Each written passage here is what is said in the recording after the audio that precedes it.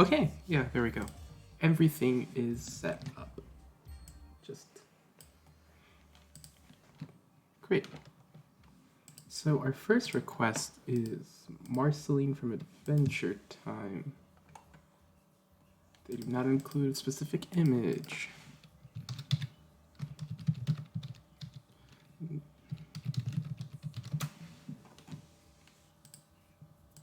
So let me find one.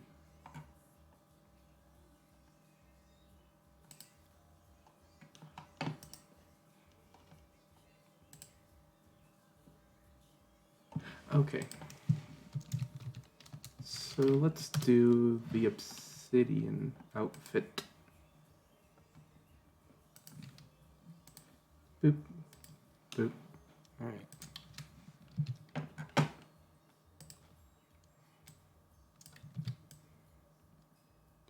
We're not gonna draw her with the battle axe base.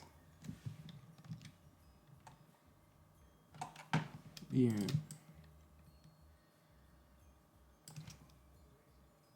So lock that over. And now we just draw, and I keep an eye out on Twitter notifications. Cool.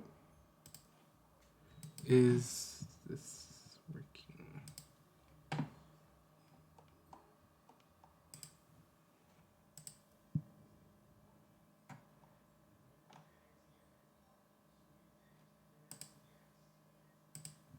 Yeah. Okay, there we go. Oh, hello, Bruno. Cuss words. Fuck. Shit. Those are the only two. There's no such thing as other ones. What are you talking about? And I don't need that.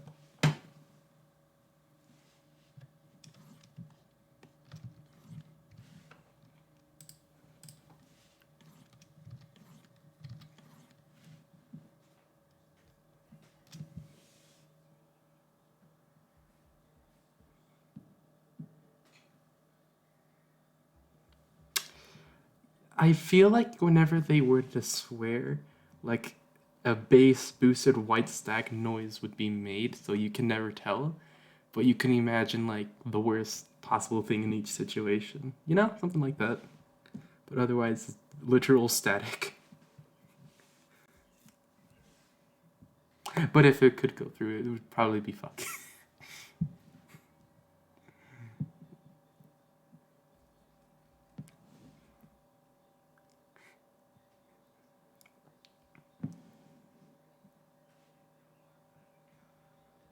I'm just cycling through music.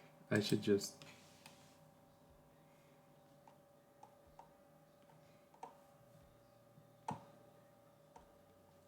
find one. There, this one. The live recording of Beach Life and Death. That one's good.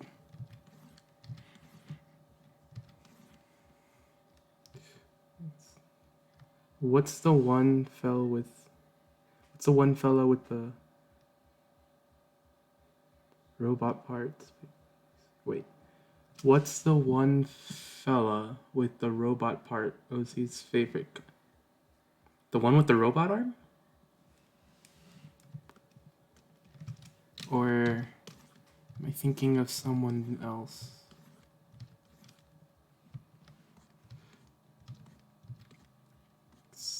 I don't want to. Well, I can say that it's inconsequential. Probably bitch. That would probably be their favorite cuss word. There we go. A finally pretty decent circular shape. I don't have HBO Max, so I don't really know what happens in the post Adventure Time series. All I know is some dragon wakes up in Obsidian, and this dude tries to get this little dude TM tries to get Marceline. My favorite. I think I've said it before, but it's probably shit. Like, oh shit, off. Shit. Shit and fuck. Both. Shit and fuck. Those are really good cuss words. Perfect for any situation. Stub your toe? Fuck. Mess something up? Shit. Or you can mix and match those two and yeah, those two. Top two. Those are my top two favorite words that I use most frequently when I can. Okay, Haskell. IDK what the what to It's okay, you don't have to ask stuff, I guess. I don't know. What could I talk about? Should I talk about the insanity of Homestuck? Probably not.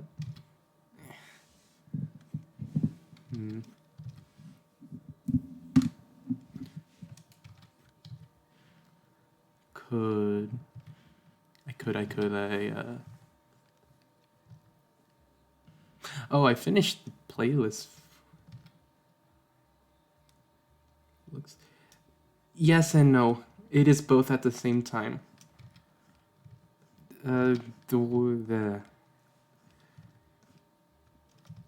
It's both complex and not complex at the same time because the plot doesn't make sense most of the time. Yet I'm able to understand some of it. The fans don't entirely either.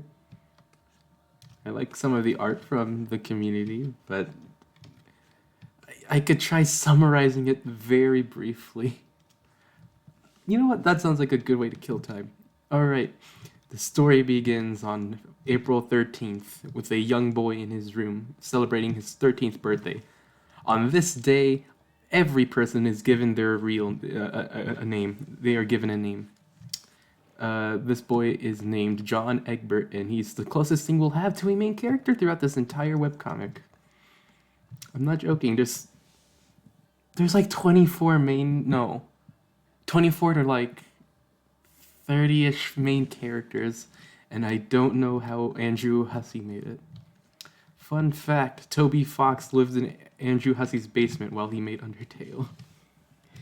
Okay, so on John's birthday, he receives 2 gifts, but they're both one of them is in his dad's car. We don't know John Egbert's dad car, so we're just gonna call him Dad Egbert. Okay? So, John really wants to avoid meeting with their dad because he's nonstop bakes goods and torments John with images of harlequins. And if you don't know what a harlequin is, it's literally a clown. Just clown photos, clown statues. His house is filled with clown images, statues, you name it, it's probably there. Right. So John goes outside to his front to check his mailbox to see if his copy of the game is in there. And unfortunately, it is not. So, yeah, no, he's really good. Probably the best father figure within the entirety of Homestuck. And that's saying something. There's so many worse people. Okay, so in this, John peeks in his dad's car and sees a package. When he saw his dad originally coming through the driveway through the window of his room, he saw 2, a green box and a red box. He's looking for the red box right now. So he goes to the kitchen. Before he goes into the kitchen, he's messing around in the living room. Imagine a fireplace. On top of the fireplace, there's grandma's ashes. He never really knew his grandma. There was a big present in the middle of the room for him, and there's also a cake there. And we should also mention a Game Bro magazine, which he promptly throws into the fire. Why did I mention that? I don't know, it's not important. Anyway, he opens it. It's a life-size plushie of a jester, and he hates it. So he just puts it on the couch for now. And in his inventory, all right, I should quickly mention this. Strife Specify and Strife Siladex. Strife Specify. It's basically every person in Homestuck has one weapon they're really good at. Sometimes it can be 1, 2, or 3, but you can never be good at all of them unless you have a very specific kind called the Joker specialist. Basically, you can use any weapon as if you were an expert right off the bat. John's is a hammer, and his current one, Strife Siladex, how you manage your inventory, like pick up items, is an index. So basically, imagine a deck of cards. You can only grab the card that's on the bottom with this specialist. It's very frustrating to use. Well, I think you can only get... No, yeah, you can only get the card that's on the bottom. You cannot get the one on the top. And John keeps picking up stuff without really paying attention. Like, he has this book called Colonel Sassacre's blah, blah, blah. All you need to know is, like, this dude pioneered the world of pranking. John studied this book meticulously. He loves a jokester. He likes playing pranks on his dad. Him and his dad have prank wars. It's nice and wholesome. Right. So he's messing around in the living room. He puts the jester there. He picks up a cake and he accidentally pushes Colonel Sassacre's book. If you want to have an idea how thick this book is, it's heavy as like at least a brick from what John tells you. And that thing is launched at like lightning speed onto Grandma's ashes all over the floor. Dear God. So John quickly scrambles to put everything back in there. And, he's panicking a bit. But eventually he calms himself down, picks up some nails off the floor and some other stuff, and then enters the kitchen to confront Father. Now in there, Father's already baking like what probably is like the 30th cake of the day. And he notices John, and you know what's going to go down. He's going to forcibly give his son the cake. John hates pastries because I like a good cake, but I would not eat it every day. Unfortunately, John is not in that situation, so every day there's always baked goods he has to eat. And anyway, he refuses the cake, does a little bit of combat. They don't really hurt each other. It's more like slightly aggressive shoving, pushing the cake away from John, pushing the cake away from his face. And eventually he just gets the game off the table. His dad like, all right, you little rascal, go on or whatever. And he goes back into his room. Unfortunately, though, he only has one of the 2 game discs. What game discs? Spurb. Spelt like this. And it has the iconic logo.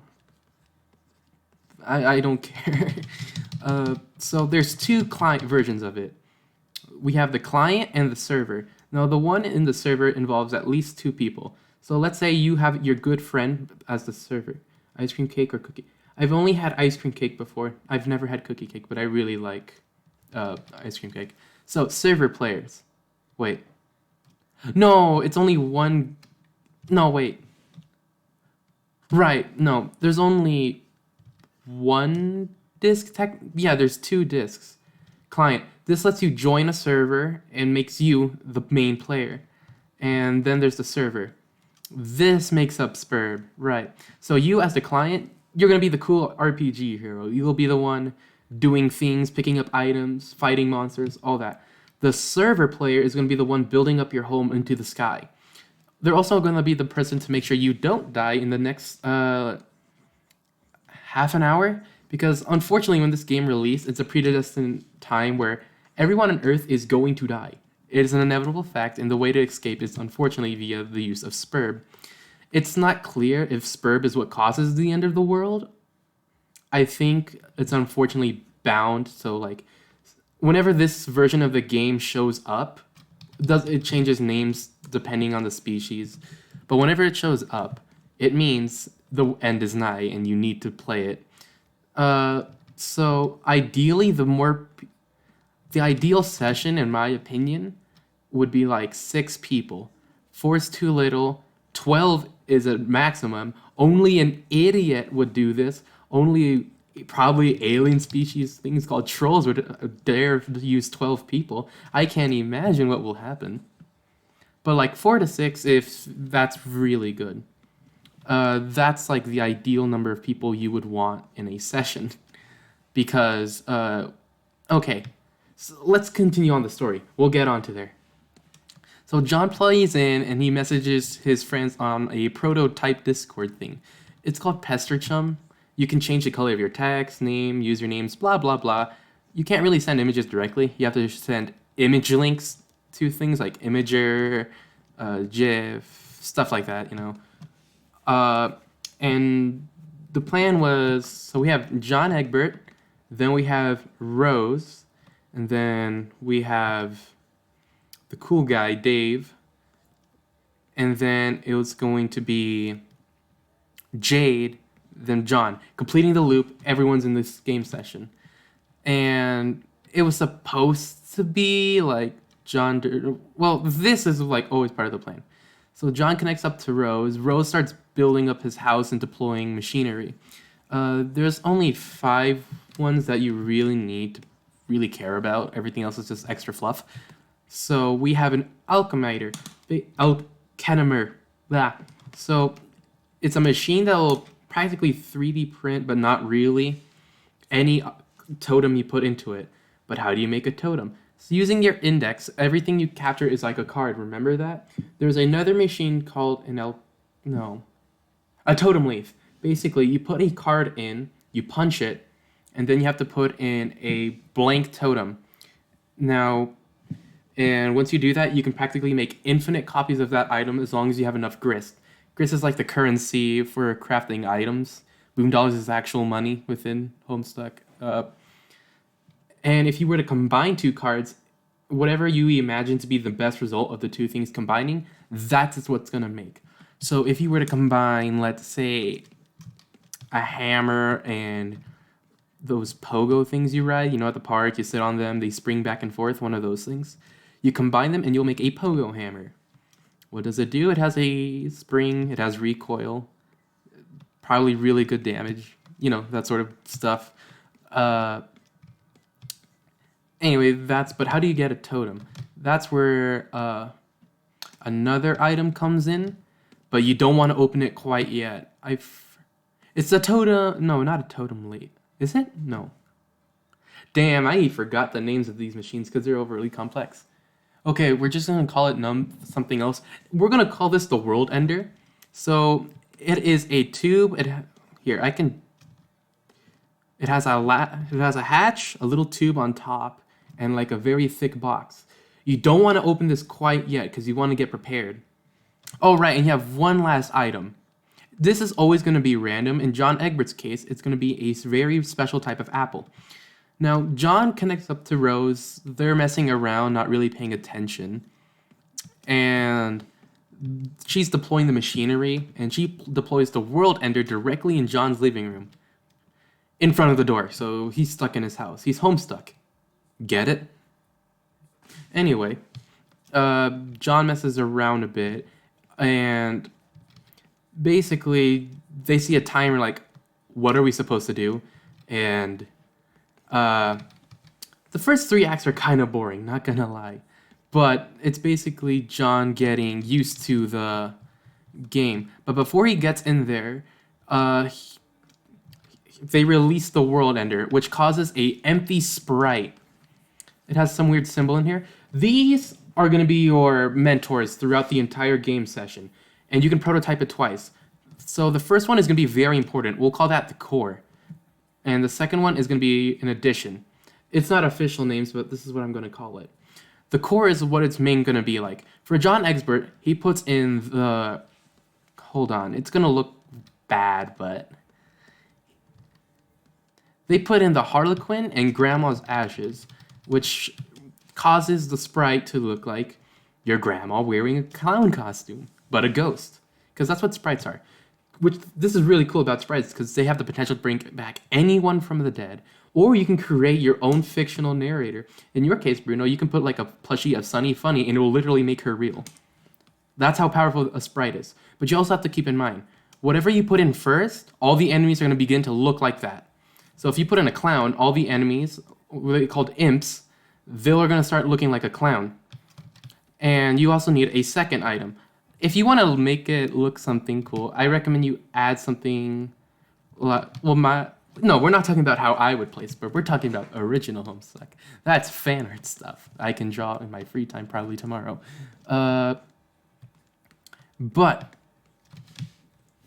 maybe we'll talk about the facts cats ones later, but not now. Right. So John puts in a clown and his grandma. Now, apparently his grandma was already a prankster, like the best grandma prankster you can imagine. But unfortunately, since due to an accident, John never met his grandma. His dad only said it involved a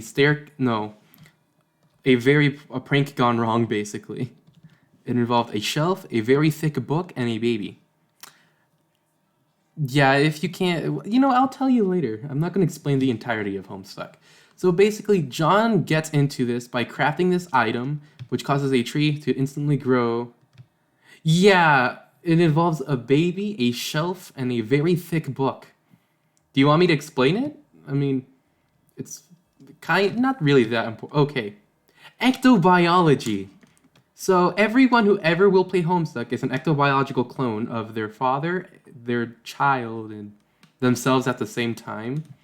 It's a very weird family tree. I'll let you know that much. But basically, in the future, John has to make slime to make biological clones to send back to the past to make sure him and his friends will exist as well as their grandparents. It's weird, okay? And they get sent back via asteroids in a small little suburban town in probably California. No, I don't know where John lives. It's like where all the houses look the same, white picket fences, green grass. One of the Ohio. I'm assuming Ohio. I immediately thought of Ohio. John Egbert lives in Ohio. A asteroid comes to the small middle of nowhere place in Ohio, and so some dude was just vibing, his dad, at his very own independent store. He owned a joke shop. It was his dream thing, prank store. And his grandma was in there, and he saw a woman drop her very expensive scarf, and I gotta return this. Grandma, I'll be right back. And she's okay, I'll run the store while you're gone. Next thing you know, there's an asteroid coming straight towards the joke shop, crashing into an impact. Now, the impact is not what killed the grandma. It's the shockwave, because it landed next to it, which caused a book to fall off the bookcase, strike poor Meemaw on the head, and she died instantly. Also, most of the joke place was screaming. I don't know. There's a really good voice acting crew by Vox if you don't want to read it but hear it. There's a lot of trigger warnings though. I'll read them in a bit. Right. Anyway, that's how John came to existence. But back to the story. After getting into the session, you get your own personalized planet, specifically tailored to your personality, who you're destined to become, and what you're supposed to do. John gets placed in an area filled with salamanders and a lot of water. I think it's called breath and something. And initially, he's still stuck at his home, because when you first spawn, your house is going to be on this very jagged cliff, and this is going to be your home, your spirit player, and there's going to be a portal, really up high, all the way up there, and that's why you need a client player, so they can build up your home in the most stable way to reach it, and once you go in, you can teleport underneath to, the little NPCs, you can get salamanders, frogs, it's mostly going to be salamanders, by the way, but each place is a little unique. So, John explores there for a bit, and then they get contacted by a troll.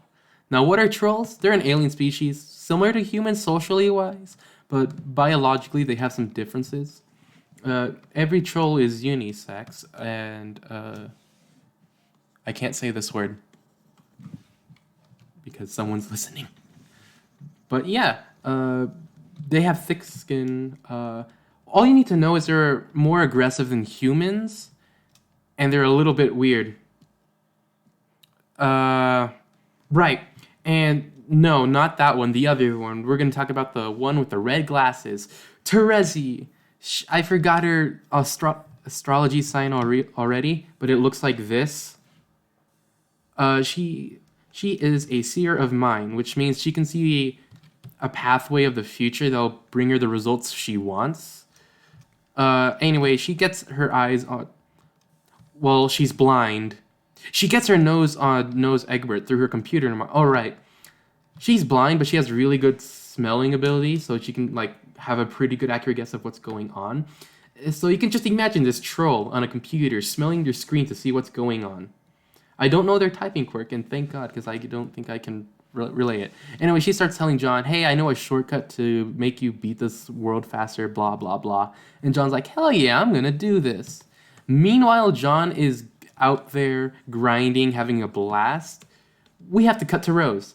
Rose Lalonde. She lives in a very big mansion with a rich alcoholic mom. That is very important. Uh, Basically, her house is burning down, and not a lot of Wi-Fi, so she keeps cutting out and in with John. And right, she has to go to a nearby laboratory because they have free Wi-Fi there and a infinite power source that she can use. So she goes there and right, and she starts contacting who's going to be her server, server player, and she contacts another one of John's and her friends, Dave Strider, the one with the round sunglasses, cool dude, the one if you turn his hair sideways it looks like a crow. That Dave. Uh, and he's a cool dude. He likes Eminem. He raps a lot. He makes shitty web comics using MS Paint called Sweet Bro and Hella Jeff and that's where I keep getting the funny stairs jokes with freaking Goblin unfortunately falling down the stairs, and I warned you about Stairs Dog. He's the genius behind those comics, and he's hilarious. And he uses... Oh, wait, I never said what Rose's Sylladex and hash map... No, Sylladex and Strife was. Rose is really good using needles, like crocheting. You put yarn on one end and the other, and you can make a little blanket if you really want to. She uses needles, and her sprite specific Sylladex is tree. So you're gonna get an item. I will use this card, an item, and and it's just gonna make a tree. So you get one item.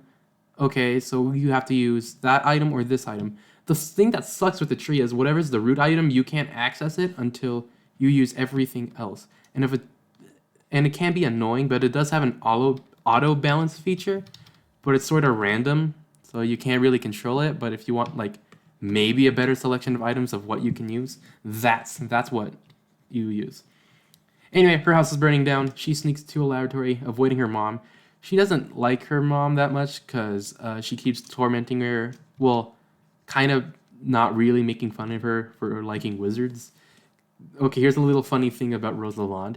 She has two journals, one completely filled with the words meow, and another one of a story she's writing about wizards.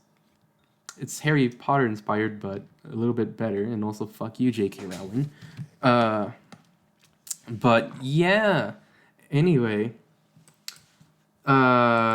she goes to the laboratory, connects up with Dave, and she's bringing her laptop because you can't really use a PC if your house is on fire. Those things aren't portable. Right. Yeah. Okay. Do you want to hear something funny about it, or do you want it to be a surprise if you ever consider reading? Well, I'm already summarizing it. That is a code that helps you create basically an unkillable dog. That's like part of a DNA sequence, apparently. An entire word's filled with meow. Some words are capitalized, some words are not. So it can be like, yeah, we'll get there. Trust me, we'll get there. Okay. Yeah, no, me too, but I still like it. It's a love-hate relationship with Homestuck. I'm letting you know that much. It's very unhealthy. So yeah, she connects up with Dave. Dave sets up her home, and she quickly gets back there as close to her home, but not that close.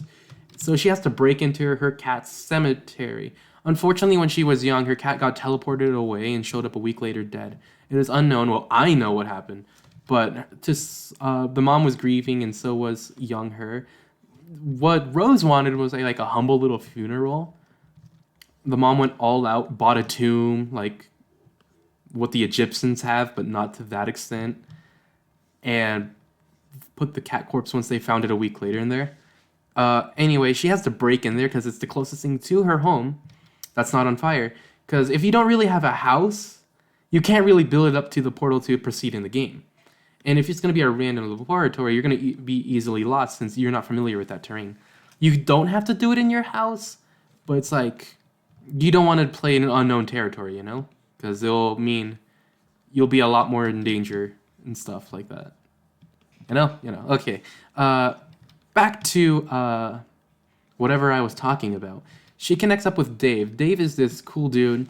He likes to rap. Now, his strife specific is swords. Well, specifically, a sword that's broken in half. Like this, because he was a dumb idiot and broke his sword, and it's in half. But apparently he's really good at using half a sword instead of a full-on sword. It's weird.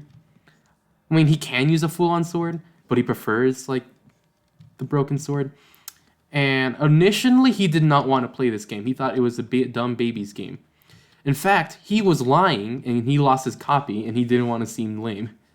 So he's like, okay, fine, I'll play. I'll go get my bro's copy. Now, Dave does not live in a good household, unfortunately. You can like Fanon, older bro, but Canon, I hate him. So here's something sad about Dave. To get a hold of a situation of what he's in, he found out a fridge was used for food from movies instead of holding swords.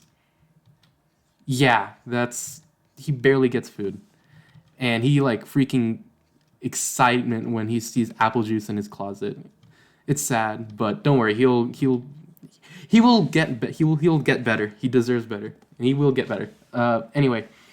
He goes around his house, and unfortunately, this place is a game of mind tomfoolery because his older brother is really into puppets. If you can't tell, he lives in Arizona, and he lives with his older brother. Unfortunately, though, Dave is scared of puppets. Well, not really. He pretends not to. But, yeah, he's going to go get his bro's copy. And he first checks the kitchen, the fridge. He gets toppled by a pile of fake Japanese swords. His brother is a weeb, by the way. I'm not lying. That's straight up true.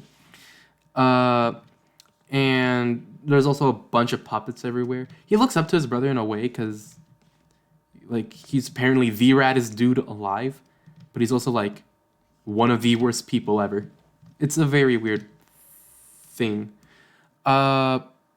Basically, the reason why he makes comics is because his older brother makes comics, and the reason why he likes rap is because his older brother likes rap and all that sort of stuff. Anyway, his Sylladex is hash map, and it organizes them from top to bottom like this. So the more vowels an item will have in its name, that will be their card on top, and that's the one you can pick. Well, you can pick 2 cards. So let's say apple, 1 vowel. That'll go in slot 1. And let's say you have Worcester sauce. That will probably be at the bottom, and you can get either the card that's on top or the bottom. He uses it like that because it helps him rap. I'm not joking. That's his word. And apparently he says it's really good for combat. I hardly believe that. I think it's a little bit finicky. But the cool thing about it is very exploitive, because if something that has a vowel in it, like you have a card that has exactly 2 vowels, but you need to pick up something that also has 2 vowels, you can give it a different name to pick it up with a different amount of vowels. So apple, you can say red fruit. Well, no, that's still 2 vowels technically. Red fruit. Circular red fruit. And it'll work. You know, you have to be a little bit creative when it comes to it, but I guess that's why they also use it. Anyway, Dave has to go through trials of basically somewhat torture. He has to open an attic, gets completely dogpiled by puppets, which is basically nearly suffocated in a pile of puppets. He plays his brother Xbox playing a bootleg version of Tony Hawk's Skater Pro for a bit before moving on. It's very buggy. Let's see. He goes into his brother's room, but it's empty. And, we have to talk about the most important puppet in all of Homestuck. Little Cow. I will show you a picture. Hold on. Well, you know what? No, you can search up no, I will. Lil Cow. This thing is so important in Homestuck's lore. It hurts my brain. It hurts. Physically pains me. Little Cal. This is Bro's favorite puppet. And you can't hate him forever. But I do. Because it's something that happens later in the story. This is the eyes of something that will cause the end of the everything. Remember that, Hayes. Anyway, little Cal, his brother's really fast. It's like his defining trait. So he's moving really quickly throughout the apartment they live in. Moving around, messing with Dave, with little Cal. By quickly moving him, like, you turn around and let's say little Cal's on your couch. You look away for a split second and he's like right next to you. That's how fast Dave's brother is. And you won't see Dave's brother at all. I should call him Bro, but fine, Bro. Well, he's not worthy of the Bro title. Yeah. So Bro eventually just says, get to the roof. We need to talk now. Bring little Cal. So anyway, Dave goes upstairs. All right, now before he does, he's in his room for a little bit, and a crow steals his copy of one of the game discs he needs, the client. He has the client, not the server, and that's why he's looking for it. A crow takes it, quickly brings it outside, so he quickly throws the nearest sword he has at the crow, killing it, but now he can't really reach the client, so he has neither now. So the crow went in through his room via a window, left through the window, sword felt on a nearby complex, kind of underneath him, his place. Anyway, he goes up to the roof to fight his older brother for the copy of Spurbs, both of them. And he gets his ass kicked, if I'm being honest. Like he said himself, he fell down a flight of stairs. He nearly passed out twice, bleeding. His brother is ruthless when it comes to combat. And after he's on the brink of passing out, his older brother just gives it to him and then flies away on a rocket skateboard. And I'm not joking. He does that, doesn't even check up on him, just leaves him there. And he manages to wake up soon after passing out, crawl back to his room and is like, Rose, are you still there? Yeah. And he's like, tells Rose the synopsis and is like, okay, I'm ready. Joins. Don't worry, he dies. Bro dies. He dies and it's what he deserves. Bro dies and it's good. Not for Dave, really. He'll have an emotional arc later, but... Yeah, no. The unfortunate side effect of this game, though, is any parental figure will die if you bring them into the game. It seems to be... It happened in the troll session. It happened in this. It happened in the Alpha Kids. It's just unfortunate. It's what happens. It's a sad game that no one should be forced to play, but unfortunately, you gotta if you want to live. Well, there is an exception in the Alpha Kids playthrough, but we'll talk about Alpha Kid, because that's so much later. Anyway, Dave pulls through. He puts Rose in the game, saving her house from the engulfing flames, and she gets put in the game session. But that leaves Dave and Jade. John's in there, and he still has to be the server player for Jade. So the plan was supposed to be like this, but Jade has a weird problem of sleeping at random intervals. Let me read how many words is it. Because there's a reason why I stood up to read it. Okay, so Homestuck is 8,000 pages. And 800,000 words. Hope that helps. Anyway. So Dave is helping John out. And Dave is busy helping Rose and messaging Jade. Now, Jade is a little weird. If I can summarize her in 2 words, it's furry scientist. So she lives in a private island owned by her grandpa, John J. Carley. Yeah, J. Carley. Also, you should hate him because the game Hive Swap is a sequel to the original Homestuck. He left his original family to live on an island, and when he was on the island, some baby on an asteroid came, and he decided, you know what? This is new family. Screw the old one. And I'm not joking. He abandoned 2 kids. You can hate Grandpa. Hate the Grandpa. Anyway. She has this robot that, basically, she has technically 3 bodies, if awake, dream self, and the robot. And now the robot and dream self are technically one of the same. So she can do like real world stuff while in the robot, but she dreams of this place that lets her see the future and she can plan stuff out. The only problem is she's very forgetful.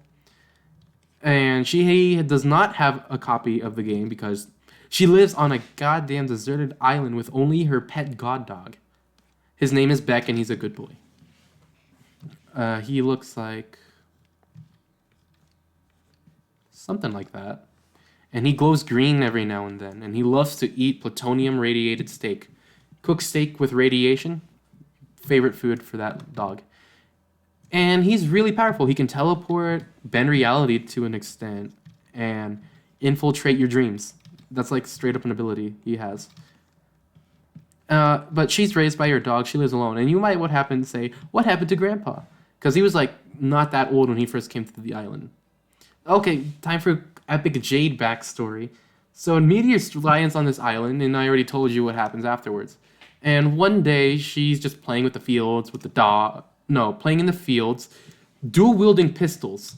Now, I should let you know, I don't think a baby should be dual-wielding pistols. Just a personal opinion. IDK, I'm not a parent. But, yeah, she's just there, chilling, dual-wielding pistols, while her guardian, Grandpa, is dating a mannequin with blue hair. Anyways, she's about to accidentally fire a bullet into her cranium when her dog quickly shows up, teleports the bullet away to some random place. Unfortunately, that random place was in front of the Grandpa and it shot him directly in the head, killing him instantly. And so Jade is alone with her Grandpa. Now, I have to let you know. Of course, you have blue hair and pronoun. Of course, you have blue hair and produce. And yeah, Grandpa is fucking dead. And the reason why Beck even showed up out of nowhere is because of a troll. A troll I unfortunately have to share a sign with, Taurus, aka Travos. He has the ability to mind control animals, and that's what he did to Beck. And he wanted to feel like a hero. It's like, oh man, this girl's gonna kill herself. I should step in. Because trolls have this really cool ability in their version of Pester Chum, which I think is called Troll Chum or something like that. I don't know. Where you can go in the past. Well, you can talk to any person who's going to play the Spurb in the past, but it's like the session after you, and you have to do something very specific in order to access it. What do you have to do? Well, the main goal of Spurb is to create your own universe, and you can access whoever's going to play Spurb next using some software. And he sees this, possesses the dog temporarily, teleports the bullet away. Beck was going to do this regardless, by the way, but I don't think he was going to teleport it directly in front of Grandpa. So Travos accidentally sends it in front of him, kills him because he thought he was a trespasser, and yeah. So yeah, this baby is all alone on an island with only a god dog to raise her. No, she's pretty nice, but the Harleys have a very weird family tradition. When they die, they want their corpses to be stuffed like a trophy. I don't like animal trophies, but that's how they want to go about it. And that thing is set in like a living room. And now on this island, she lives like a goddamn royalty because it's like very big mansion. It has teleporters that lets you teleport through floors. Its own indoor garden. Freaking aisles of rare treasures because freaking Jade's grandpa was really into treasure hunting and all that jazz. Anyway, there's this weird island here. Oh yeah, the island has a volcano, by the way. Nothing bad's gonna happen.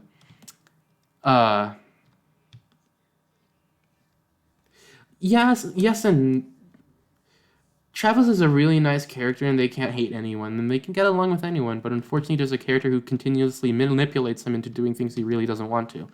If you want my honest opinion on Travis, he reminds me a lot like me, but he's easily manipulated by an external force. But he's a really good guy when you get to know him. He's just extremely shy and underconfident. That's all. So he tries to do the right thing. He's just a little bit oblivious to what may be going on. That's all. So it's up to you, really. I think it's a good thing. Right. Where was I? Right.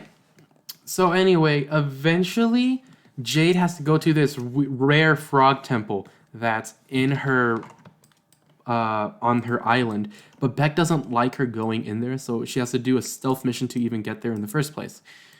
She gets there somehow, but her robot explodes because someone killed her dream self. We'll get there. In Homestuck, when you start playing Spurb, and in rare instances, before you even play Spurb, you'll be put into two areas. Durst, the purple moon, and I don't... Durst. There's another one, but basically it just boils down if you're an optimist or a pessimist. Jade is an optimist and goes to the yellow moon. And if you look into the clouds of this area, you are able to perceive the future. And unfortunately, someone kills her dream self, which causes her robot to explode since it's directly tied to it. And she can no longer see the future. She already knew this beforehand, but it was still like a sudden event.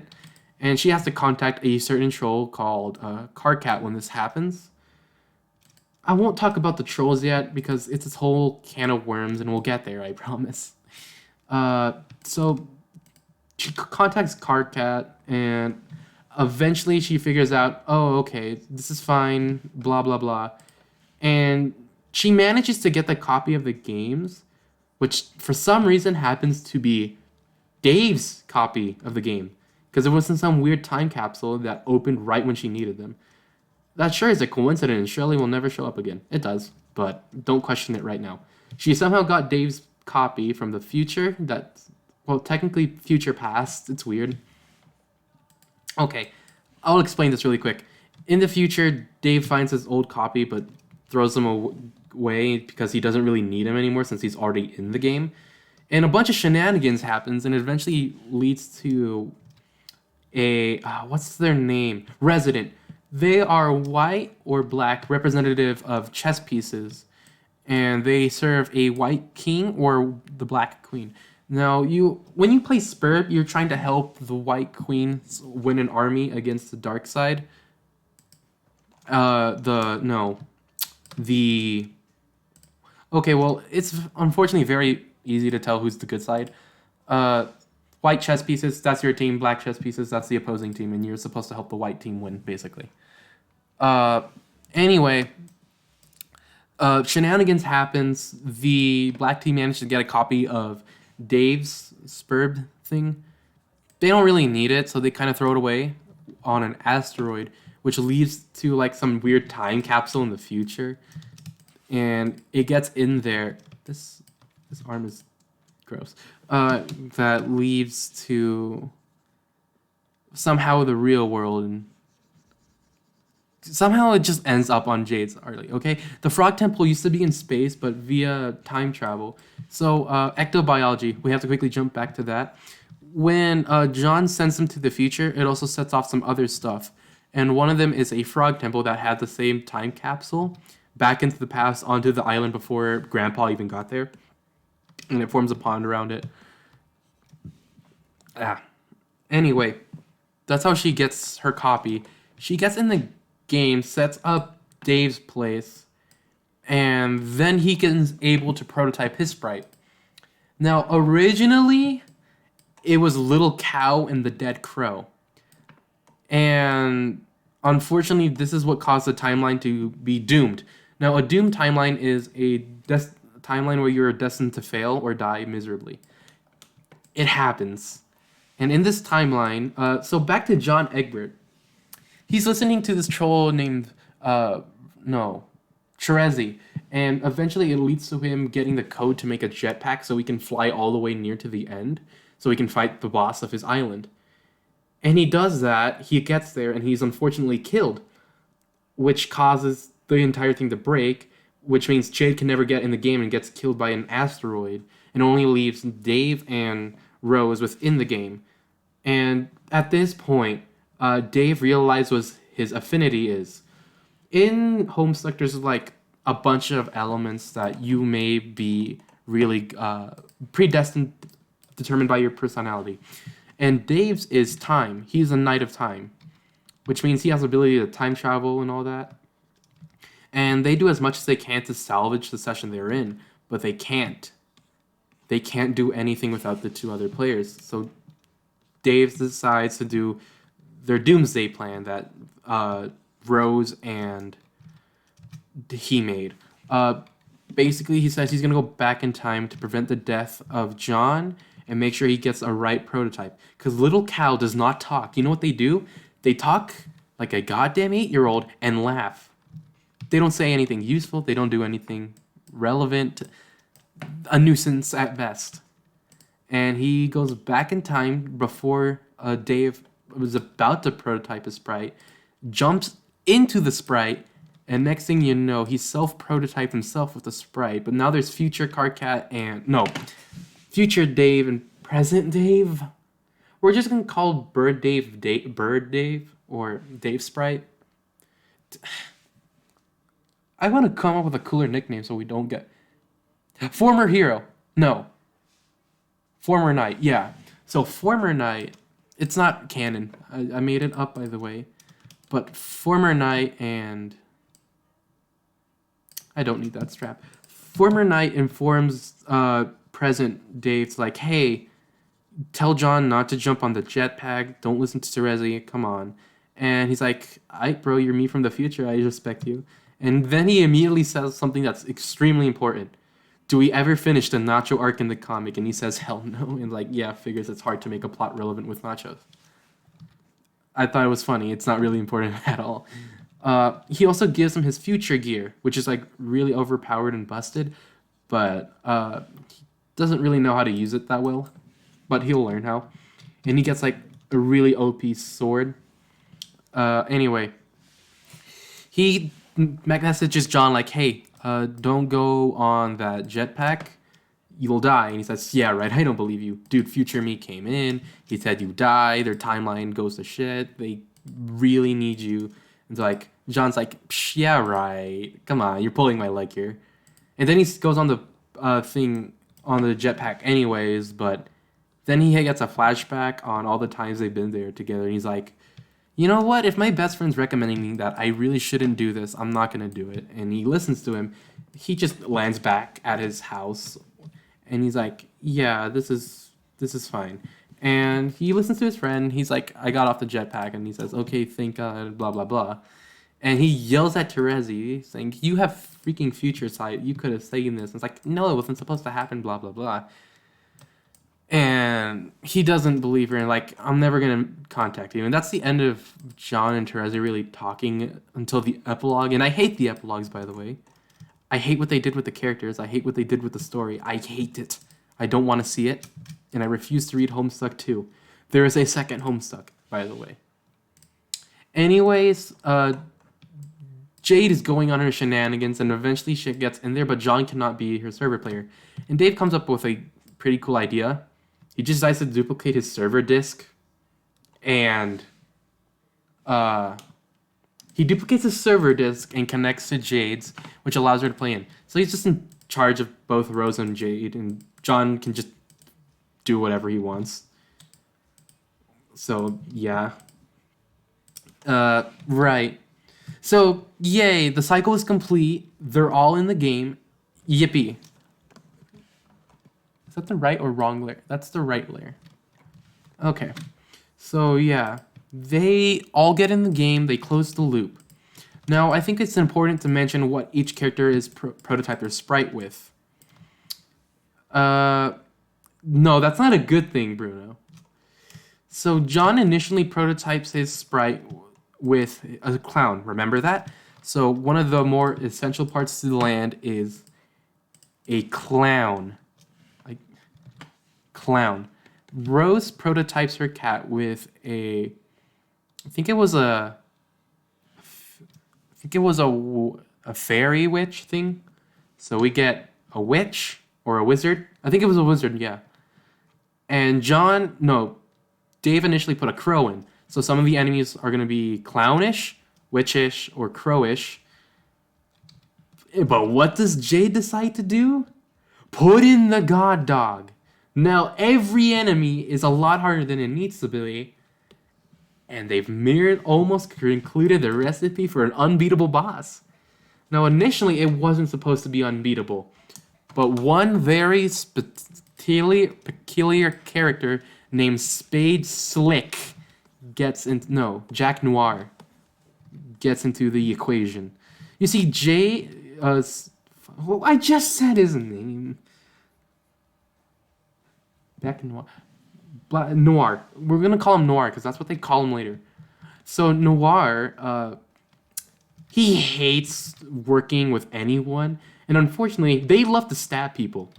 So he kills the queen, takes her power ring, and absorbs all the powers of clown, bird, wizard powers, and the god dog.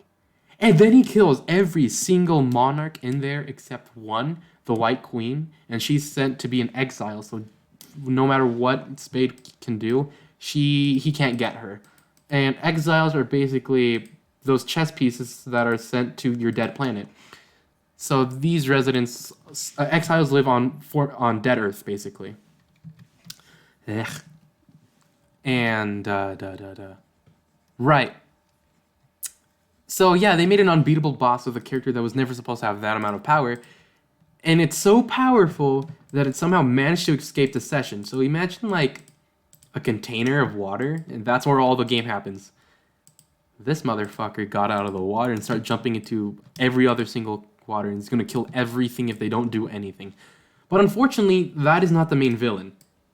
So it managed to get into the troll session, hence why they're talking to these kids in the first place. Because they're going to die if they don't help them. And they do that. Now, initially, they hate talking to these kids. They thought they're infuriating. We're not talking about the trolls quite yet. We'll get there. Trust me, we're so close. And basically, Jade's ghost is dead. No, dream self is dead. Anyway, right. We have to talk about the god tiers. Now, John is eventually contacted by another troll, Vriska. I hate Vriska. She's the one who manipulated Travos into basically getting trauma. Oh, right. She's the one who crippled Travos in the first place. That's right. Vriska, whatever her name is the one who crippled a character, makes fun of him for it, manipulates him, treats him less like a person. If you can't tell, I hate Vriska. I hate her. She's the worst. But she's unfortunately an important character, which sucks. I want her dead. I want her to die. Whatever. Anyway. Wrong layer.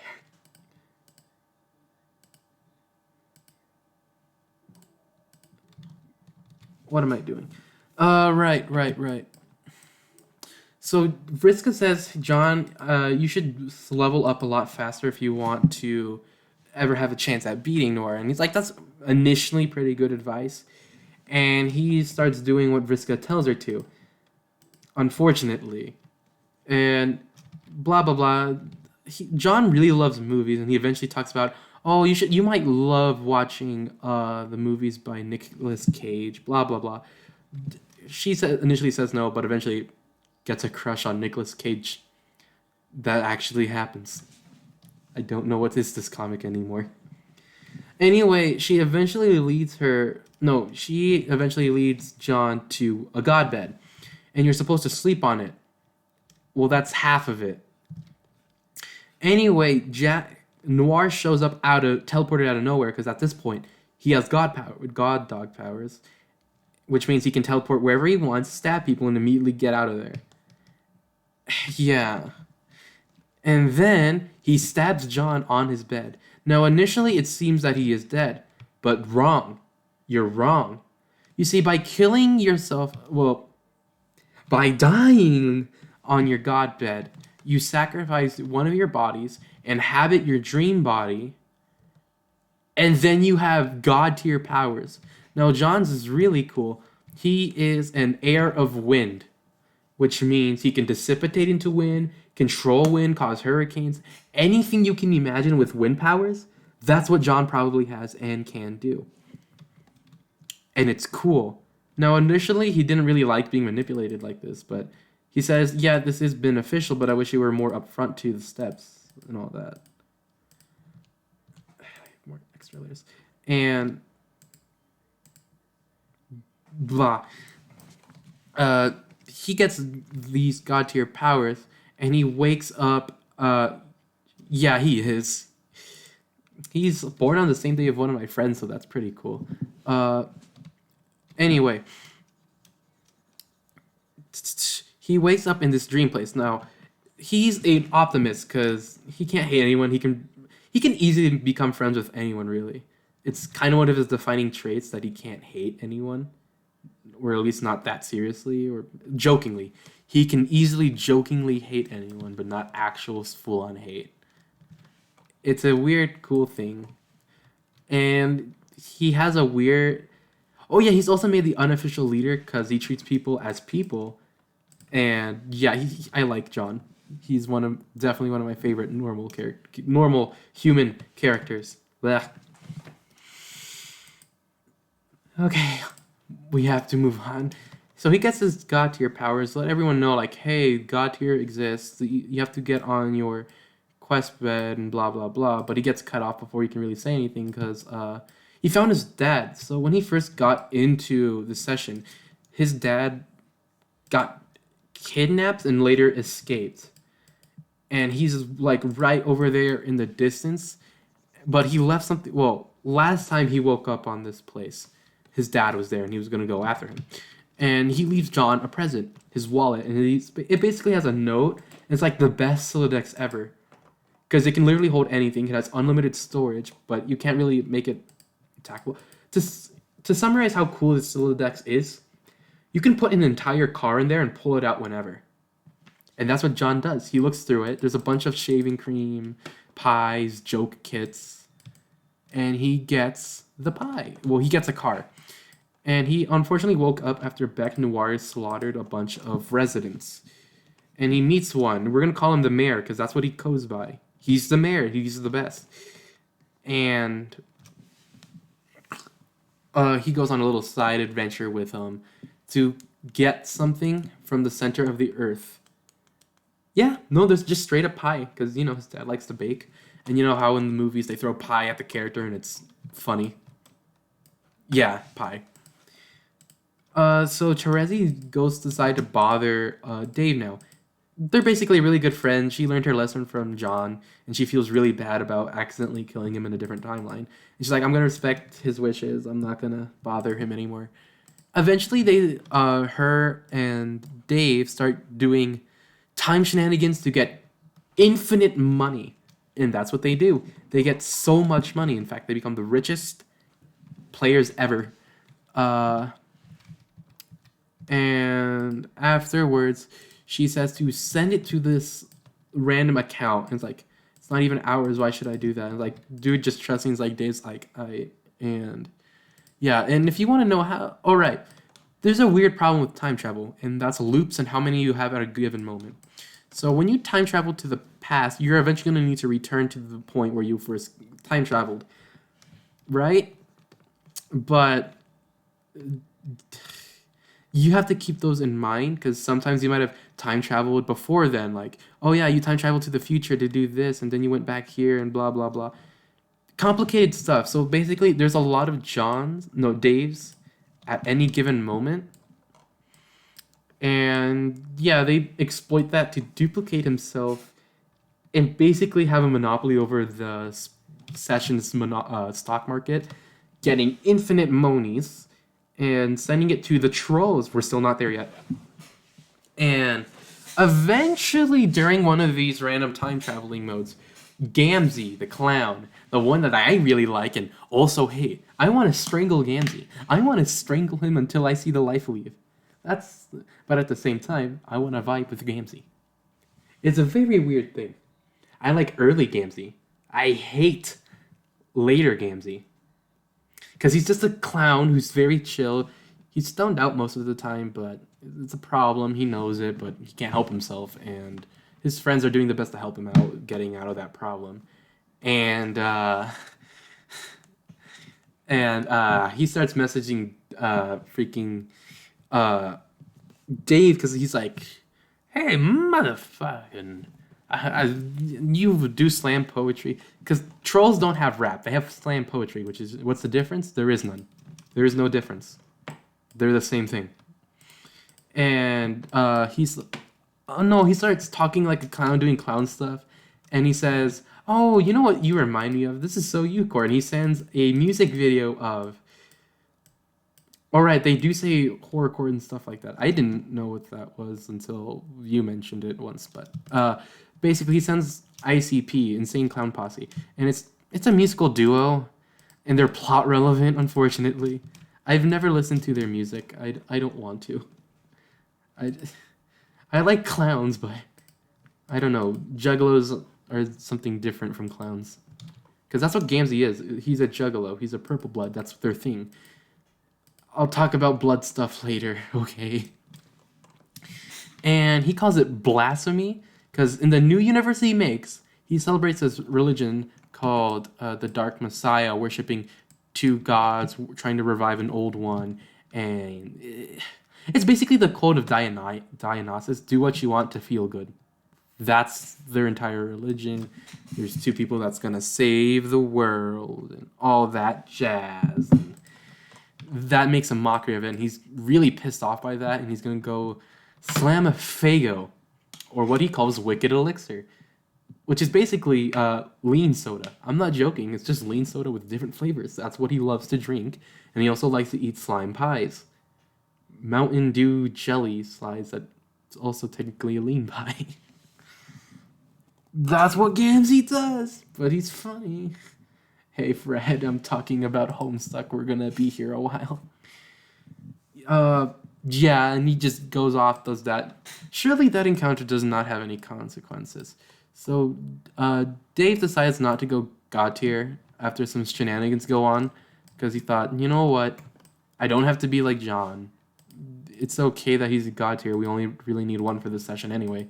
And I don't want to risk my extra life if I do happen to die. Because if you die, you can be easily revived, but the process is gross in my opinion. So when you die, you have to be kissed by someone, and you'll be revived in your dream body. That's how it works. I wish they didn't, but that's how it works. Different music. Anyway, Dave wants to keep that extra life, because you never know what's going to happen, and he decides not to go God tier. Now back to Rose. She gets contacted by an otherworldly entity, Doc Scratch. He's a puppet, literally. But he has like a white cue ball, like a magic 8 ball, but all white. Even the 8. And he's nearly omnipotent, blah, blah, blah, saying, you should do this. I'm like, are you sure that's a good idea? And blah, blah, blah. Eventually, she gets possessed by the Dark Eldritch God she's been contacted when she looks into the sky of... Dursk and...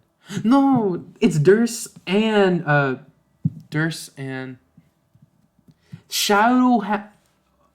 Pessimistic Dream World.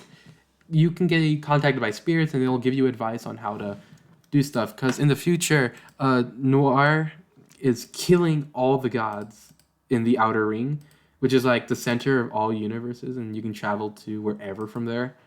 But it's really hard to get there in the first place. It's weird. Damn, this is kind of choppy, but I don't want to do this again. Whatever, I'm talking about Homestuck. Okay, so while Rose is possessed by the Dark Eldritch gods and goes after Drac Noir, Jade this entire time has been learning how to breed frogs because it's essential for the game. Because, believe it or not, you need this very rare frog to start a new universe when you beat the game by yeeting it into the void, and it'll expand into your new universe, and you'll be able to travel within it. It doesn't mind. It's technically a god frog. Does whatever. It's chill. Amphibia real. Anyway.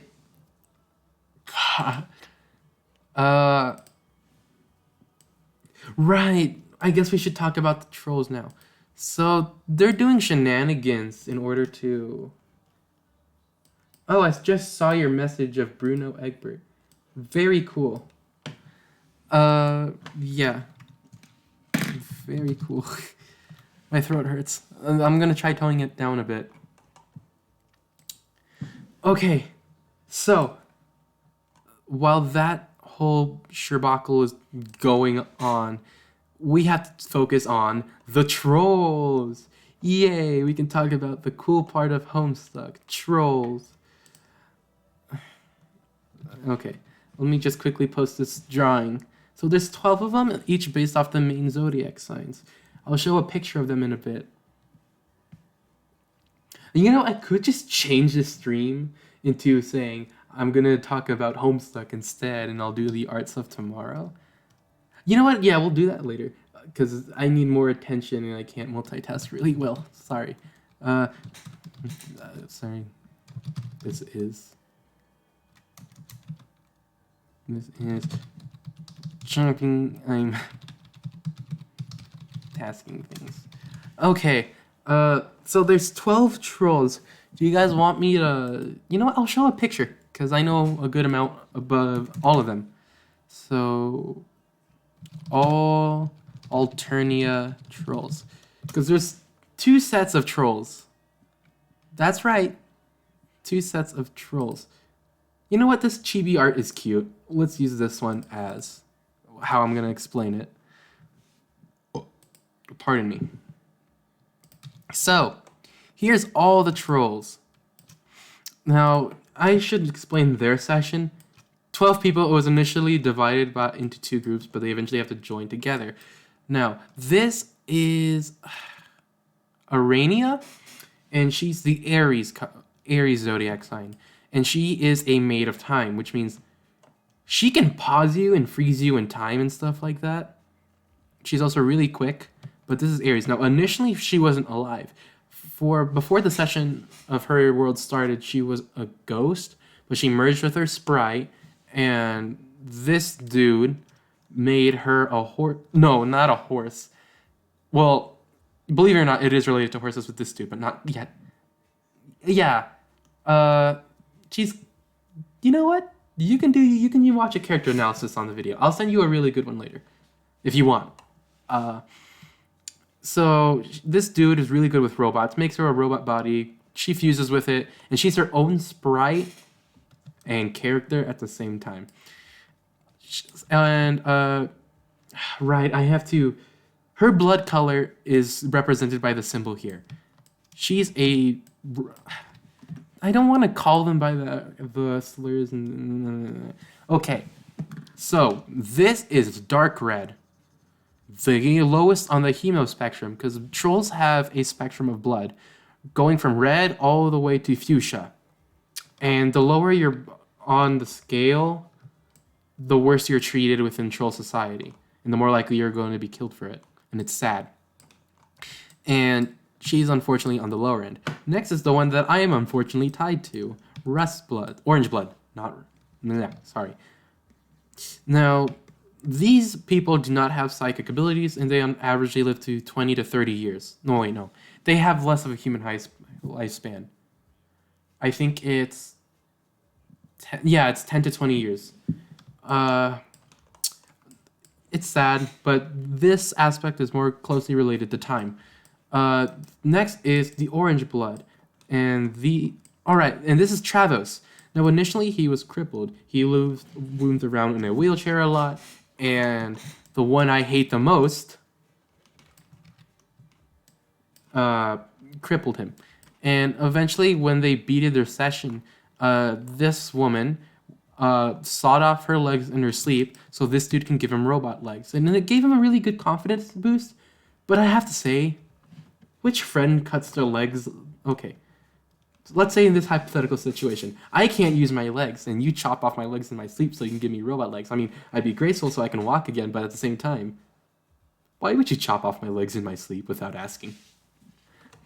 Anyway, he does have psychic abilities. He can talk and possess animals. That's what he can do. Next is the Yellow Bloods. Well, it's more like a mustard color. And they are psionics, the most powerful, technically speaking, second to her. Second most powerful psychic. They have telekinesis, psychokinesis, psychonaut stuff, but like mostly mind stuff, and they can do electricity and stuff. Now they're exploited when enslaved later in homes in the alien race because they're basically walking batteries, and they want that, and they use that. But he's a little bit luckier since these two, everyone here, they're either exploited or forced of a life of servitude. So they have to be maids, waiters, low-level job stuff. Fortunately, most of the time for him, his people are used as living batteries, and it hurts to use their powers for an extended period of time. They can die if they use it too much. Now, these are the ends of the low blood. So I guess I'll give a synopsis up there. Personalities, strict but sweet, laid back but pushover, constantly stressed out, but he will go out of his way to help if it really helps out. He's not going to do stuff that's not really that important unless it needs to be done. Basic synopsis. Next we have the green tiers. Now, originally there was a lime-blooded race, but they all got wiped out due to their extreme psychic abilities, and the Empress at the time saw them as a threat, and all of them were killed, except a few. In troll lore, there was someone called the Sufferer who had a mutation blood and was signless. He looks exactly like Karkat right here, and he was called the Sufferer because, he believed that people shouldn't be judged by the color of their blood. We should all be equal. It doesn't matter where you are. We should be treated as people. Basically, the really good troll wanting to make social change, but the hierarchy killed him for it. And he was called the Sufferer because he was willing to suffer for everyone if they get to live. But unfortunately, he was unable to stop the lime extinction. And he prophesied that he will get a descendant in the future, and he's going to bring the change that he couldn't be able to bring. And that is Karkat. Now, he's very shy about it, but he has a candy red blood, which is a mutation of the lime color. Not that red, candy red, like cherry pop and all that.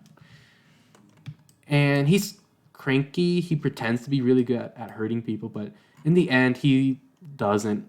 He's just a grumpy dude, but in the end, he just wants companionship and friendship. And as much as he swears and yells profanities all the time, he's a really nice dude. He likes rom-coms a lot. That's his whole shtick. I have to explain troll romance, do I? Do you guys really want... Okay, yes or no? Just say that in chat if you want me to explain that. It's a whole bottle of worms and I don't like talking about it, but I know about it. This is the Leo. This is Nepeta. Unfortunately, she doesn't do much. Cat. Okay. So, troll romance can be divided into 4 quadrants. Hold on. I have to update this stream name, Homestuck. And I also have to let people on my Twitter know that, hey, I'm not going to do this anymore because I want to do something else. This is fun. I'm pretending to be annoyed, but I'm not. Change, you can reply. So you'll get your profile picture later today or tomorrow. I hope you don't mind. So, I want to do something else. You'll get them later. Okay. Alright. So the closest thing to trolls have to human romance is mate split ship. which is represented by the symbol of a heart. You know, the movie stuff, blah, blah, blah. We're soulmates and all that, and we get all of that. I don't watch romance movies. I think they're boring and cheesy some of the times, but maybe I shouldn't be too harsh to judge. This is the closest thing we have. And unfortunately, we can easily explain this with the use of iCarly. I wish I was joking, but wait, no. I never seen iCarly. Damn, because it was such a good explanation in the video I was watching, but I'd never seen it. Oh, wait, no, I can't use Parappa either, because... What can I use? What can I use? You know what? I'll just explain it the way I can. So it's very simple. Two people really like each other romantically, and that's the gist of it. Humans, boring romance, blah, blah, blah. You guys have seen movies. I'm not going to explain that to you. Next is the diamond. This is also represented by a color, but it's represented with this. Now, this is different because we humans don't associate friendship with a romance, but the trolls do. It's basically ultimate platonic friends. And these two are ultimate platonic friends, all right? Ultimate platonic friends. Trolls associate that as a form of romance. Humans normally don't. Blah, blah, blah. Pretty tame. But the next two is the ones that I really don't like talking about. So, yeah, like hug stuff, love, blah, blah, blah. It's all a form of romance. Now we have to talk about the one I hate, the ones that are borderline abusive, because that's a part of troll romance. Spade. When two people hate each other a lot. They romantically hate each other. That's the gist of it. Two people hate each other really much and they start dating. That's how it works in the troll romance way. It's borderline abusive, it's part of the norm, and it's super unhealthy. The whole point is to emotionally tear each other down. Yeah, it's homestuck. And that's what it's meant to do. To borderline break each other down into an emotional mess. But never killing each other. That's the line. You can't... That's... And there is one more. There is one more. The clover. Also known as auspicious. Alright, this is hate... This is kissmanship, mate spirit, I forgot the names for this one, but you know what? No. So I'm just like normal love, friendship love, hate love, and the I can't pronounce it, but it involves 3 people. And by the way, there's a more insane chart for leprechauns. It's a joke one. Leprechauns exist in Homestuck, and they have 12 forms of romance. And I don't want to explain it because it never got explained, and you can't make me, please. I don't want to. So basically, it's like this one, except it needs a third person to step in to prevent each other from killing one another. So these two are the ones borderline going to kill each other if no one steps in their hate relationship. And this is the one who mediates it, the one who keeps both of them in check. Okay? So friendship, normal romance, hate relationship, and hate relationship that will lead to murder if no one steps in. Sometimes this person might have a platonic relationship with both of them, but these two hate each other with all their hearts. But yeah, that's the gist of troll romance. It's weird. I don't like thinking of it. But unfortunately, that's what it is. Homestuck tells it better, but nah. Okay. Now we're done with that can of worms, so let's go talk about Homestuck again. Everyone here who hates Homestuck, you should probably leave. Or don't like any of it. Okay. We have to talk about the blue spectrum now. So this...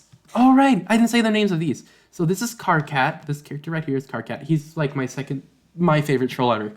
I love him. This is Nepeta. She roleplays as a cat a lot. Joking. Yeah, no, same here. This is Nepeta. She likes to roleplay as a cat. She has a big ol' heart crush on Karkat, but she never says. And this is Kanaya. Green blood. She's like the mom of the group, and I'm not. Yeah, she's basically the mom. She keeps everyone somewhat in check, and she's a rainbow drinker. And when it's in trolls, it's basically a vampire. She can sustain it. She doesn't want to hurt any of her friends unless they've done something really messed up. We'll get to him, and we'll get to those two in a bit. So, next is the blues. This is Terezi, the one that convinced John it was a good idea to make a jetpack and speed run. It wasn't. He died. So this is Terezi. She's a seer of mind, which means she can see the future and pick the one she wants to happen the most and know what events to do in order to get it. She's weird. Like, that's what she calls herself. Weird. She's blind, so she has heightened senses of every... Daredevil, but it's like lol cow 14-year-old, 13-year-old. Well, in human years, all of them are 6-year-olds, but in troll years, like sweeps, they're all 13, 14. Yeah. Then we have hate her. Then we have Vriska's thing. She is a thief of light or something like that. She has a similar abilities in which she can see the future, but it's more like she forces the future that she wants to happen instead of knowing what events. She can just make it happen. And she's the one who crippled this dude, gave him trauma, makes him have no self-confidence. If you can't tell, I really hate her. Basically... Alright, and she has 8 eyes. You can tell, but she really likes spiders and arachnids. And she's... Oh, right. Her blood color is teal. This one is more of a lime. Well, no. Lime is supposed to be here. This is more like a nice emerald green. This is more of a... I would say kiwi. I don't know. But as you can tell, they're not the same color. And he would have been like very limey if his blood didn't mutate, by the way. Limey. Her blood is blue. And in Troll Society, these people are like... well, they're like more of the rich people. Most of them are like lawyers, business owners, people like that. And she's a pirate. Unfortunately, she's a pirate. That's her whole shtick. She's a lawyer. That's her whole shtick. Yeah. Oh, yeah, and she's really into role-playing dragon stuff and pretending to be a lawyer. She likes to roleplay being a pirate. And then we have the brony. I'm not joking, by the way. I'm not joking. I'm 100% dead on serious. This dude's a brony. And he's on the higher end of the blue spectrum, which basically means he's really physically strong and he cannot control it. You know what? This dude likes to drink glasses of milk, but whenever he tries to pick up the cup with like the most gentle force he can possibly try, he will break it. This dude is a juggernaut of strength. Imagine being... I'm unfortunately already qualified to be one of those and I don't like it. Kill me. Okay. Right. So this dude is extremely anxious and nervous, and he believes in the hero spectrum and it serves a purpose and all that. But he also doesn't believe it because he's like the best friends with Nepeta. So he's struggling with class identity because all of his life he said you have to treat people like a certain way because they're lower than you and blah, blah, blah. It's not true, by the way. Blood does not matter. It's just unfortunately dictates how long they're going to live for. Oh, right. These people are going to live the closest to humans. So he lives 20 to 30. These people live to 30 to 40. 40 to 50. 60 to 70. 70 to 80. And so forth. You add 10 to each of the ranges. And he's super strong. He likes using the arrows. He likes being told what to do. It's extremely fetishy, unfortunately. That's how uncomfortable he makes me. But when he's not being like that, he's a pretty swell guy. He mostly spends his time role playing with her though. It's funny, it's sweet. And like I said, those two are ultimate besties, basically. You. Yeah, yeah, I know, it's gross. You. So, purple bloods. I took a quiz. It said, what happens if I was a Capricorn? Apparently, if I were a Capricorn, I would be like this dude. And as you know, I hate and like Gamzee at the same time. And I will talk about at the moment Gamzee, okay? So at the moment Gamzee. Gamzee is a really swole guy. He believes in this religion. And basically the end goal of this religion is to find a planet where everyone can be happy with themselves, no such thing as blood hierarchies. And his personal dream is to find this place with the boy he loves. If you can't tell, Gamzee is gay. He is very, very gay. Like, it's outright stated. And he has a big old crush on Travos. It's nice. They like to rap each other, clown around, talk about animals. It's sweet. And he likes to chug Faygo and slime pies. They're basically drugs, but basically, if we were to drink them, it would literally just be normal soda in a very gross pie. But for trolls, the effect, drugs, lean.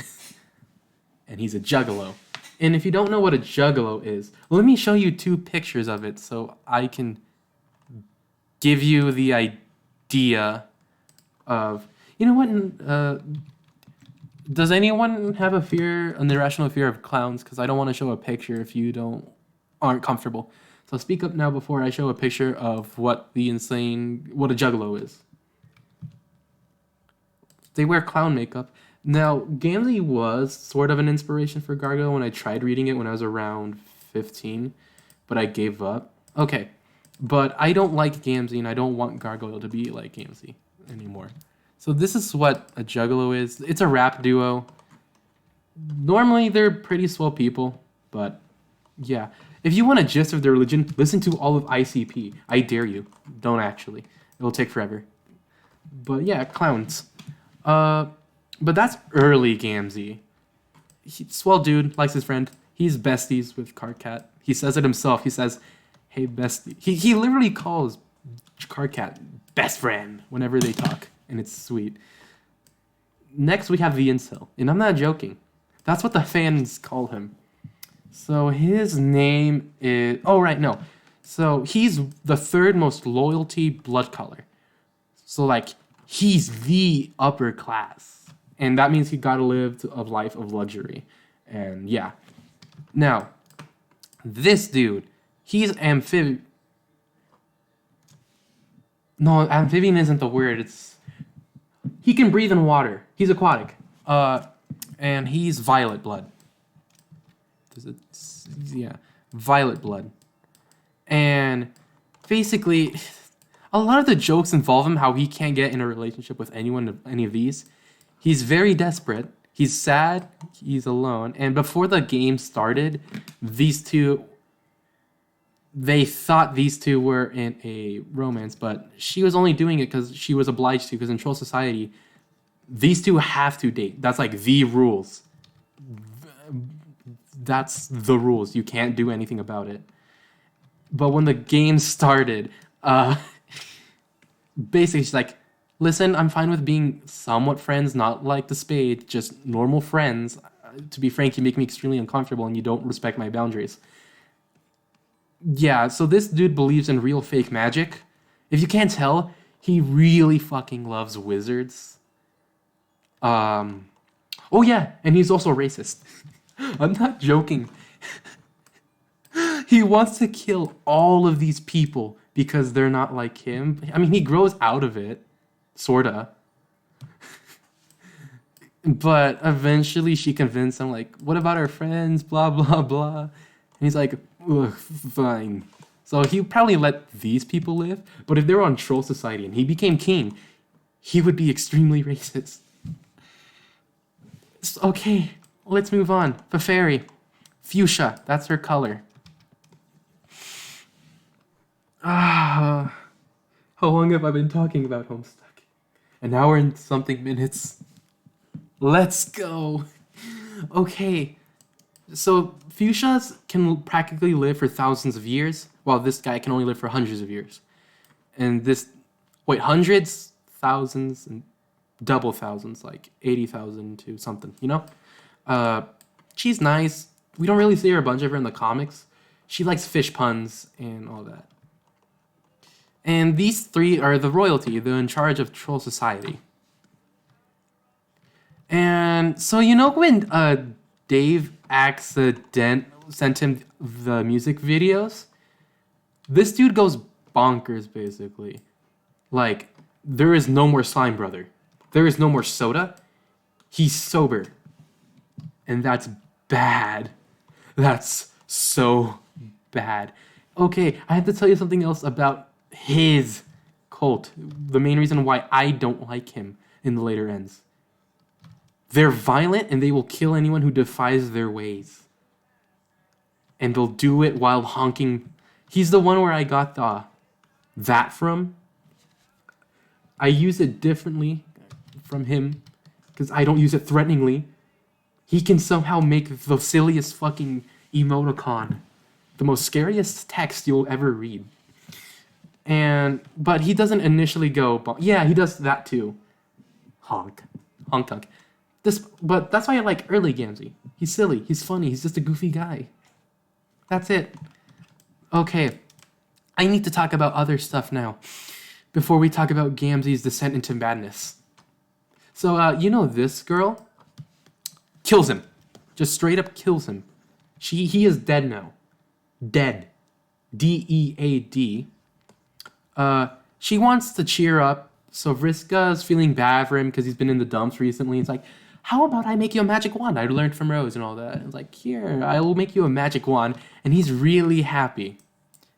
Unfortunately, though, he immediately uses this wand to kill this dude and then kill her and then nearly kill her, but not really. I'll put a little arrow here. And he goes off somewhere. All right. And Terezi's... Oh, right. And she explodes. She's in her robot body. She explodes. And then those who are left are going to be hunted down one by this asshole. So, you want to know the first person he kills? So, the first person he kills technically is this dude. Well, okay, it's weird because I just said this dude killed him. Not really. So he temporarily becomes a half ghost, which means he's somewhere between dying and not really dying. And then he kills him again. He kills him again. This dude can't catch a break. That's because of one unfortunate thing he had no control over. Doombound. We'll talk about aspects in a bit, okay? Or not really. Okay, I'll just finish up homestuck. Because that's what this arc is called. So he kills him, kills the cat role-playing girl, then kills him. Yeah. Right. And then Terezi's having a showdown with Vriska because she thinks that she caused all of these murders and kills her, which, in my opinion, she should have stayed dead. And she's not really dead. This is when her rainbow blood drinker's powers kick in and let her be revived. And initially, she was going to kill him, but accidentally kicked him so hard he fell off a random cliff. And there's only 4 of them now. Oh, wait, no. No, she kills this dude now, because she just witnessed what he did. And he's dead now. And there's only 4 trolls left. So she was going to hunt them down, but not really. And that's the end of it. It ends with Karkat reaching from the bottom of his heart to basically calm him down. And it works, because these two are also ultimate besties. And he does everything he can to make sure she doesn't kill him. And yeah, unfortunately, these two later on go into an abusive relationship and blah, blah, blah. Okay. Anyway, that's what happens while the alpha kids were playing, no, beta kids were playing Their little game of Homestuck. God. I'm not going to be able to finish talking about Homestuck this stream. Okay, I'll have a media stream tomorrow because I have nothing to do where we can pick this up, I promise. But we're not even like a quarter of the way done. That's like the first 3 acts and a half. And there's like 6, and act 4, 5, and 6 are the longest ever. Okay, so while this is going down, John, Dave, Rose, and Jane, they figure out what's wrong with their session. It's a dead session, and there's 3 types of dead sessions. I don't care. Oh, okay, if you want me to shut up about it, I will gladly. You know what? You're joking. Okay, yeah. Okay, I'll keep talking about it. But, where was I? They found out what's wrong with their session. So they have something called the tumor within their battlefield. So you know why it's important to prototype your sprites with those 4 things? It shapes how the overall main final showdown place is going to look down. And unfortunately, because Carcat was in charge of making the new universe where the new kids live in, he kind of cheated out because he says, basically, it's like, we're in a rush because blah, blah, blah. And we want to get this over with since breeding frogs is a frustration. So he kind of cheeses it a bit. But he accidentally gives it cancer. He gave his universe cancer in his own words, and he feels extremely guilty. Hence why he's doing everything he possibly can to make up for it. The fans call it homostuck. Anyway. Anyway. Sorry, I'm catching my breath. So John, with his dad's wallet, the mayor, and he finally got that red present box from Jade. It's like a robot bunny with guns and has the ability to increase and shrink things. And he also finds another spy, but he doesn't know that yet. And he entrusts the 3 of them to deliver the tumor. The tumor is this big, black, spiky ball that will blow up everything and nearly killing everything on the battlefield if they don't get rid of it, and it will cause the session to die. Because that's where they need to fight the final boss. So John capture logs it using his dad's wallet because it's that powerful. Gives his wallet to the mayor, and he entrusts them to deliver it to Rose and John on this battleship that they found, because earlier Noir kind of crashed it, but it still works. So they fixed it really. The little tiny rabbit robot, they quickly shrink it down, fix it up a bit, and immediately enlarge it. And they use that to send it to Rose and Dave, because they're going to do something called the scratch. Because in a dead session, when nothing works, the time player is going to have something. Now, as you know, Dave is a knight of time, and on his place, he has a very special area called something. I forgot its name. But basically, if you were to strike it in a specific manner using a pillar like this, or I doomed us all, like that, you cause the scratch, which will basically reset your universe so the next one will be more successful. And it will basically make an alternate version of you or your parents to fill in the role and hopefully give you a session where you can have a better try. Now, unfortunately, the tumor still exists, but since John took it away, it can't be recycled. But that's Alpha Kid stuff, okay? We're not there yet. So John scratches it, meets up with Jade on the spaceship. The little bunny on a different spaceship.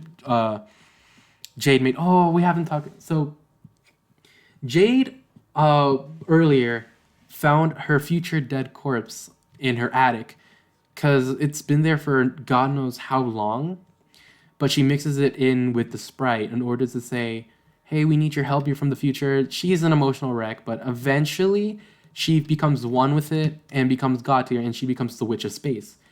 In order for a session to be successful, you're going to need a time player and a space player. It doesn't matter what role specifically, you just need both of them.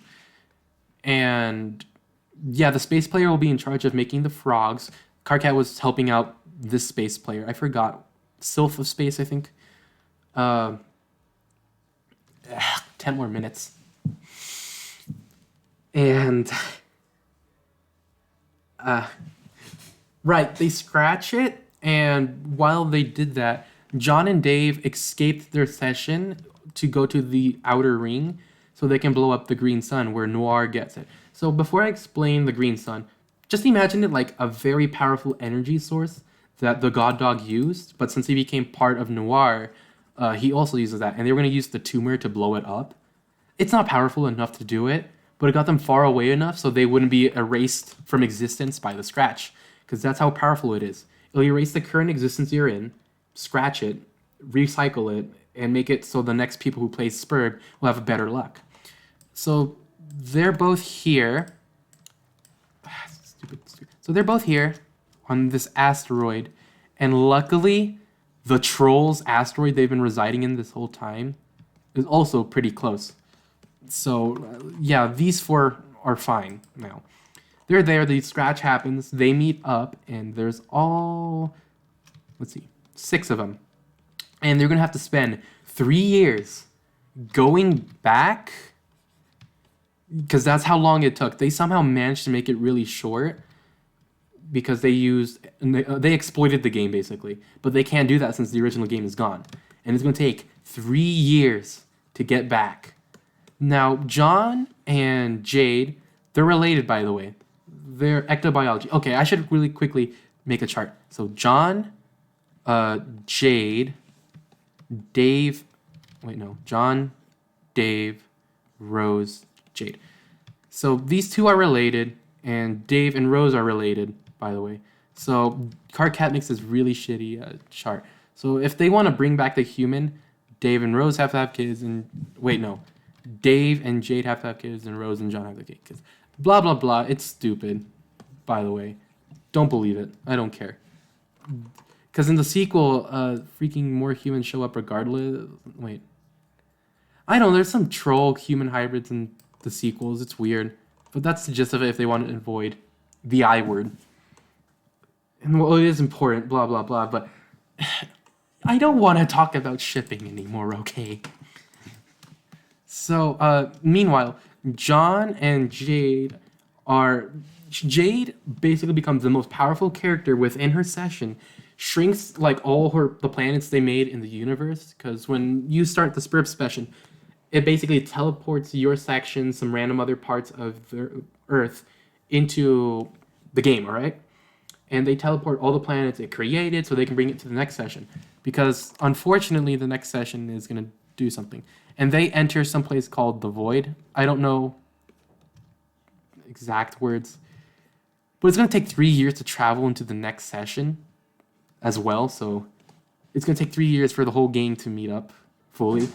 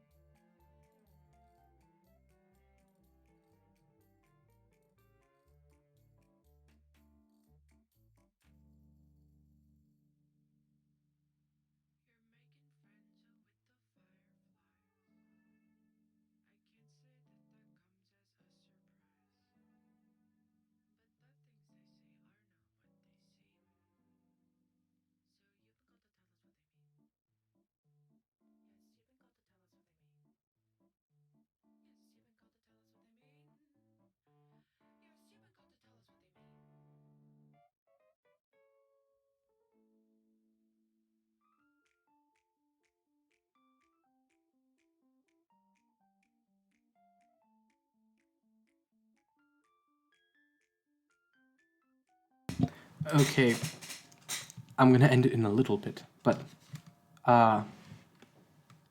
they take 3 years. Dave, Sprite, all the other things from the original universe, they're contained here. And they're on a trip back, which causes the Alpha Kid session. Exactly, does he? My sibling walks in, annoys, yells profanities when he knows I'm talking to friends, and sometimes ridicule what I am doing. Basically. So yeah.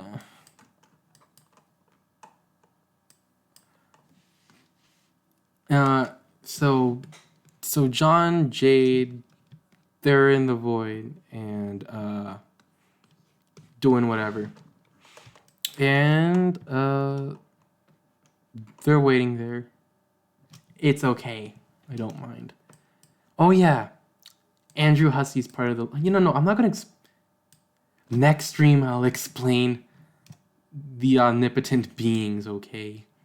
Okay, so when they do meet up here, freaking Carcat goes missing and takes the heads of all the corpses that were killed.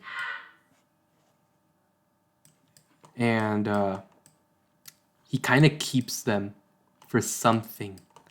Also, while he's going insane, he also finds a little cow puppet. Dave's bro's puppet somehow ended up on the asteroid. Looks into the eyes, blah, blah, blah. He learns out that he's the true Jesus of his religion, basically. Because, okay, there was 2 clowns, basically, in their religion, and they're going to bring in the one true almighty. Turns out he figures out he's both of them. He's God, and he has plot armor. This dude cannot die because the story demands it, and he knows it.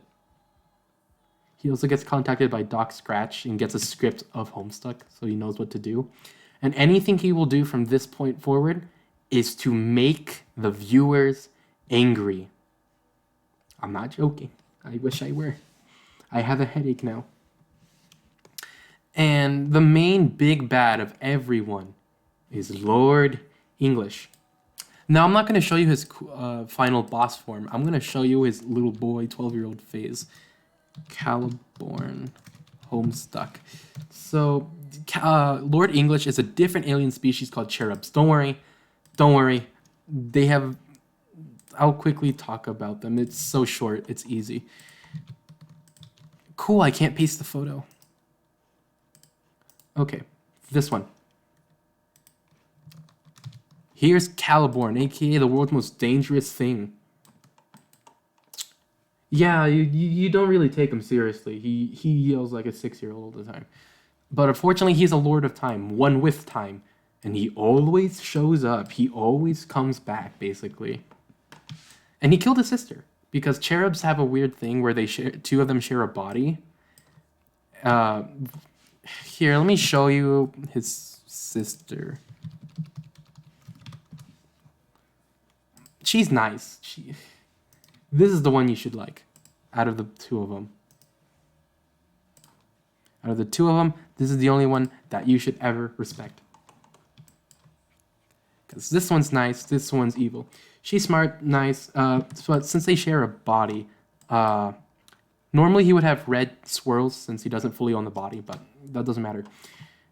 And basically, 2 of them share a body. He rips out one of his teeth and breaks his other legs, and while he's in the game session, well, pre-game session in the dream world, he hires someone to kill his sister's dream self and basically completely eradicates her from ever having a chance to start the game. And he becomes the sole owner of his body. He had like a robot leg hidden somewhere in their little confinement area. Puts that thing on, and he's on his quest to world domination. That's his only goal. And he makes horrible artwork of every female troll here. He draws poorly drawn anime, makes fun of people. I hate him. He yells a lot. And we're done. We're done for the stream. I'll talk more. Because he's a sick freak. Oh, right, and cherub romance. It's just this. Just this one, right here. That's it.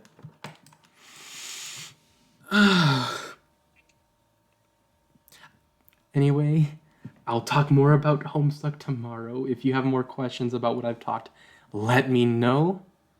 I will gladly answer anything.